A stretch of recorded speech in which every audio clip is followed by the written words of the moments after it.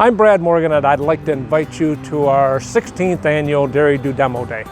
We feel like we've got a lot to offer this year, and it's going to be even better than we've ever produced before. We're going to do something a little different this year. There's a lot of interest in raised bed gardening.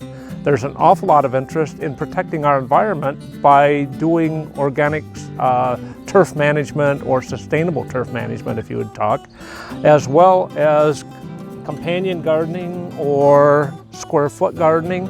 But people are wanting to know more about where their food comes from, how it's produced, where we're going, and we're going to offer that kind of a session we think for everybody. So if you're interested in deer plots, if you're interested in container gardening, if you're interested in how to manage your lawn more sustainably, we're going to be in a very good position to offer some very nice educational pieces. Plus, we're going to go ahead and have a tour of our facility, from the vermicomposting to the composting to our liquid manufacturing.